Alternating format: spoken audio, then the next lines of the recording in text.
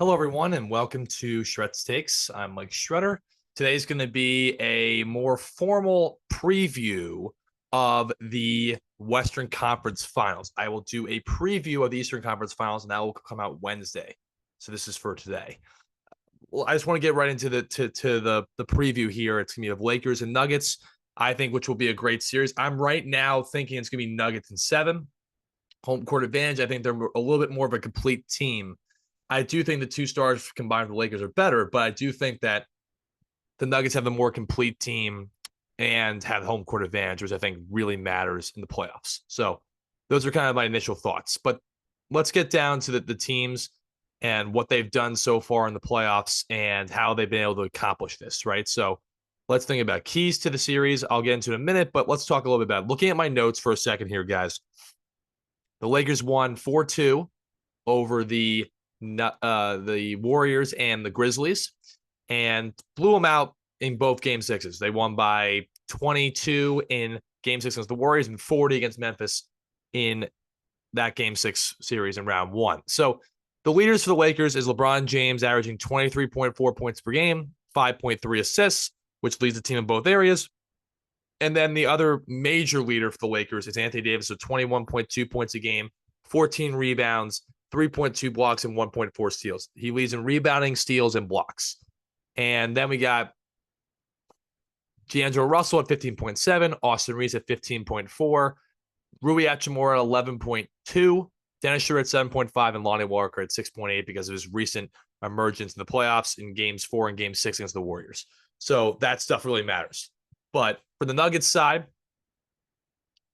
they won 4-1 over Minnesota and 4-2 over Phoenix, blew out both teams in certain games. But in game 5, they were close with Minnesota. They blew out Phoenix in game 6 in the second round. And their leaders are, as you would expect, but Jokic has really stepped up his game. 30.7 points a game in the playoffs, 12.8 rebounds, 9.7 assists, basically average a triple-double. Jamal Murray's giving you 25.9 points a game. Then you got Michael Porter Jr. at 14.5, Aaron Gordon at 13.1. Then you go down the line, Bruce Brown at 12.2, and Kentavious Caldwell-Pope at 10.5.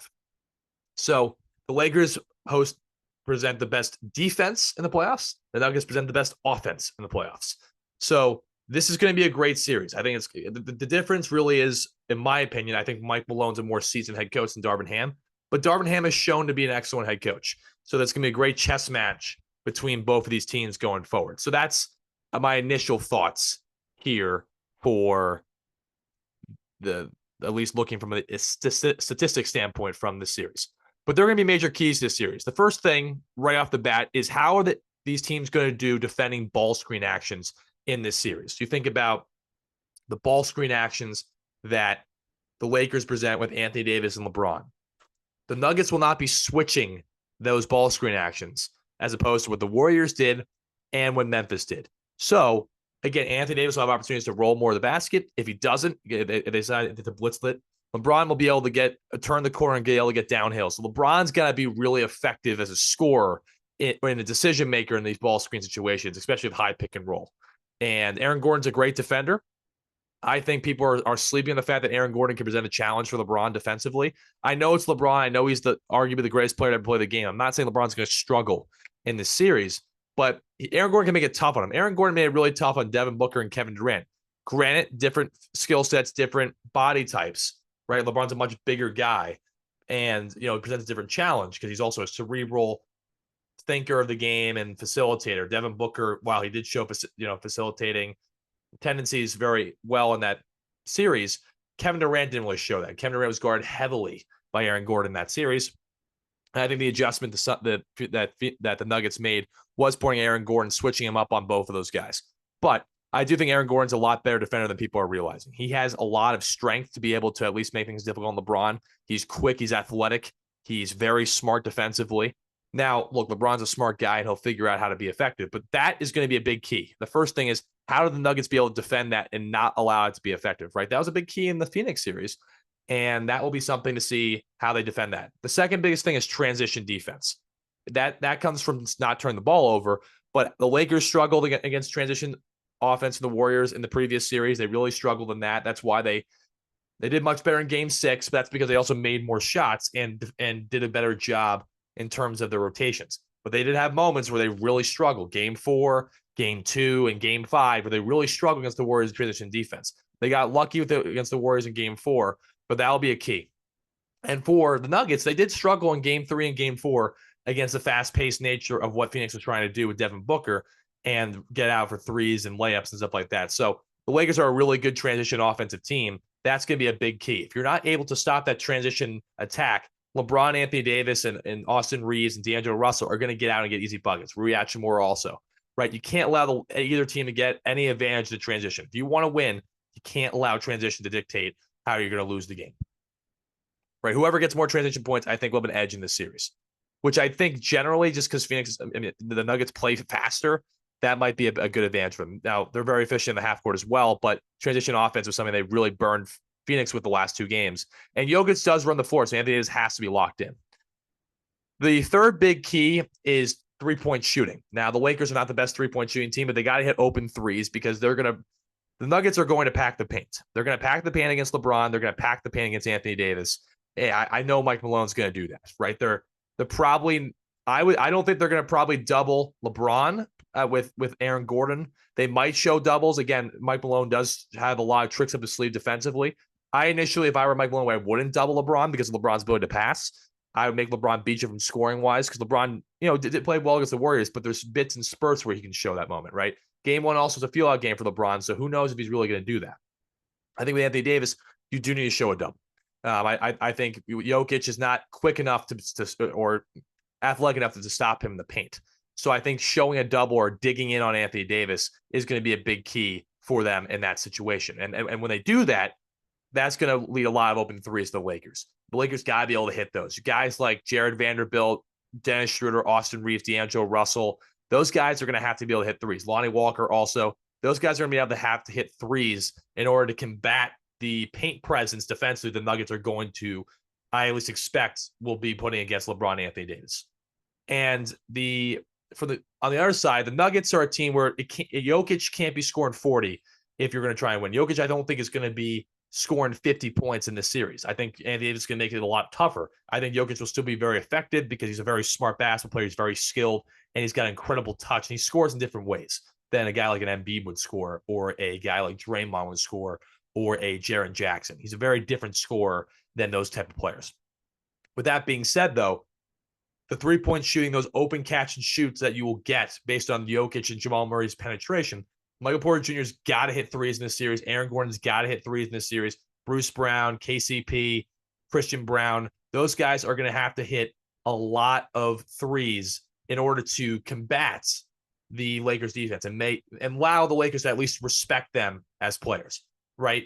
If they're laying off guys like Aaron Gordon's got to make them pay by hitting threes, right? And I think that was something that when the Warriors series, the Lakers would just lay off Kevon Looney and Draymond Green, and they did a very good job, and they didn't really take them as seriously as three-point shooters, and it boded well for them in that series, right? As opposed to this series where I think that might be a little bit of a struggle, but the Nuggets going to have to hit threes where they didn't do that in Game 3 and Game 4. They did do that in the games they won, right? So, and the Nuggets also are a very good home team, and they shoot well at home. So that will be a major key in the series. And another key, as I talked about, is turnovers. I kind of mentioned that with pace of play and everything like that. But turnovers are always important. You want to have extra possessions in this game, and you don't want to give transition buckets, right? Which I kind of talked about in a sense. But turnovers also, with the Nuggets being an efficient offense, you don't want to turn the ball over and allow the Lakers defense to dictate what you want to do. That's going to be a major key. And the last thing I want to talk about is 2 big matchups I'm looking at.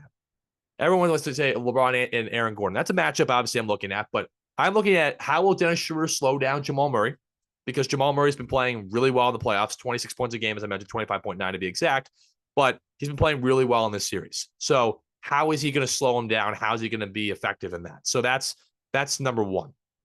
Number 2 is AD and Jokic. So I'm going to break those down just for a second. What does Dennis Schroeder bring to the table to shut down Jamal Murray? And the Anthony Davis-Jokic matchup, which I think is the biggest matchup and will determine the series.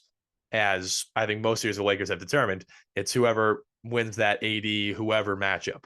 And I look at it this way. With Dennis Schroeder and Jamal Murray, Dennis Schroeder is a disruptor. He did great defense on Steph Curry in that series, fighting over top of ball screens and handoffs and pin downs, was able to lock and chase incredibly well and make things really tough on Steph. He was physical with him. He was up into Steph's space. And again, he did it without fouling. He kept his hands up and he moved his feet really well. And he gave good contests without falling into Steph or anything like that. Jamal Murray is a guy who's going to play in the post a little bit more than Steph Curry would. Steph Curry is obviously a better player, but Jamal Murray is a really good player. He's a guy that's crafty and creates his own shot. But I think also the thing is Jamal Murray's going to have to hit open threes. Jamal Murray's going to have to live in the post a little bit more against Dennis Schroeder because he's a little taller than him. I think he needs to live in the post a little bit more in that matchup. I think that's going to be a key there. Dennis Schroeder's post defense. I think that on the perimeter, Dennis Schroeder can make things really difficult for Jamal Murray because he gets up into your space and he makes it really difficult for you to be able to drive by him, right? Because he's up into your dribble. And look, Jamal Murray's got a very good handle, but that's going to be important because he's going to fight over those top of those ball screens. And it's on Jamal Murray to be able to make the right reads with Dennis Schroeder's disruptive nature playing a factor into that, right? So that's a huge matchup, but no one's really talking about that. That's a big matchup because of Dennis Schroeder's ability to really guard the perimeter in an effective way. And he really did. He really changed that series against Golden State with his ability to defend the perimeter. And nobody's really talking about the fact that he could play a major role against Jamal Murray. I think Jamal Murray's size and strength I think playing from the post and spreading the court might be a good move. Also, like dribbling down to the post and trying to take it up that way might be an effective way to score the basketball. I think he will try and do that. And then obviously the biggest matchup, which everyone's been talking about, which would be dumb if you weren't talking about this matchup, which would be AD and Jokic. The key to this series and the breakdown of the series is going to go down to who wins that matchup. Who wins that matchup? Does Anthony Davis dominate the glass, give you 20 to 25 points, and does he shut down Jokic on the offensive end? Right? Does he shut down Jokic from being effective in the offensive end? And Anthony Davis has been the best defensive player in the playoffs. He's been the big reason why the Lakers have hosted the best defense. Now, look, you look at Dennis Schroeder's perimeter defense. You look at Jared Vanderbilt. You look at Rui Hachimura. Austin Reeves and D'Angelo Russell have their moments. LeBron has his moments. But Anthony Davis is the single reason you can look at this defense and say this is the reason why they're number one defense, because he disrupts you at the rim. He can guard the perimeter because you can switch five with him. And again, he's a guy that is a very intelligent defender. So he's going to make things tough on Jokic. But for Jokic has got to be smart and patient, which is something that he's very good at. But Jokic also got to hit open threes. Jokic just got to be willing to play in the post and try to get Anthony Davis in foul trouble. And that's going to be a big key. If Jokic is able to get Anthony Davis in foul trouble, the Lakers are in real trouble because the Lakers don't have someone that can guard Jokic outside of that. They can't really put LeBron on him. Rui Hachimura can't guard him, right? The only guy who can really guard Jokic is Anthony Davis. And I think Anthony Davis is probably the only matchup really in the NBA that can make things difficult for him, right? That's what I think. Rudy Gobert obviously couldn't do that. DeAndre Ayton really couldn't do that. So it will be a big key in this series to see how Anthony Davis guards Jokic. And also, I think on the offensive end, Anthony Davis has got to attack Jokic. If he's single covered on Jokic on the short rolls or in the post, he's got to attack him going to the rim. He can't settle for jump shots unless Jokic. Look, you can shoot jump shots occasionally, but you've got to attack. So again, the reason why I say this matchup's so big is because these are probably the two best players in the series. And I know LeBron's averaging more points, but Anthony Davis is the best player on this team. And this is the matchup, I think, that will really determine it. Those two matchups I just mentioned will dictate the series. Because LeBron and Aaron Gordon, that matchup's obviously incredibly important. If Aaron Gordon shuts down LeBron, obviously that's going to matter a whole lot. But I think those two matches are really interesting because of the fact of Dennis Schroeder has shown to disrupt opposing guards really effectively. And Anthony Davis versus Jokic is big because they're the two best players in the series, and they're going to be guarding each other. And they're doing it in different ways in the playoffs. So that's important. Now, my pick right now is Nuggets in 7. The reason I say that, home court advantage, and I think a team that's deeper. I think a team that also can play in a half court and play in transition. And I think a team that also will make adjustment after adjustment after adjustment. I think Mike Malone's been experienced. I think that they have the more deep, complete team. And I think people are overlooking Denver at this point. I think they understand they're good, but and look, it's hard to go against a LeBron-based team. This prediction might come back to bite me, but I do think that the Nuggets are the better team. I do. I think that in terms of, I know Austin Reeves has done well, but D'Angelo Russell is incredibly erratic, right? He's a guy that can have 31 night and 5 the next, right?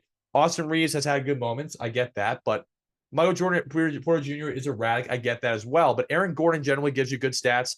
Bruce Brown and KCP generally are what they are. And again, the two leading scorers, one is averaging 31 and one's averaging 26. Now, that could be completely negated in the series by the defense, but I don't think that's going to happen because they're not isolation-based players. Jamal Murray a little bit more so than Jokic, but they move it. They have a good ball movement, back screen cuts, all that stuff. That's going to be important because if you're not able to guard that, you're not going to be able to stop him. And look, the Lakers did a good job against the Warriors on their off-screen action. But again, these are bigger players than the Nuggets who cut and get open buckets all the time because Jokic is such an amazing passer. But this is not, 6'7" Andrew Wiggins. It's 6'10" Michael Porter Jr. and 6'8", 6'9" Aaron Gordon. And then KCP, who's about 6'5". And KCP also has experience playing against LeBron, right? Playing with LeBron and being on a team with him, right? So this is all I think matters. This is going to be an incredible series. I think people are forgetting that with these two series obviously coming up, that just because you have a team that might be more talented than paper, you have to go back to coaching. And I think you have to also go by the fact of what these teams have done so far. Denver's been the number one seed in the West for a reason. The Lakers have been playing unbelievable. That's why I think it's going to be a 7-game series. But that home court advantage is going to matter. LeBron's going to bring it. I know this series. I know Anthony Davis will. But how will the other players fare against the other players from Denver?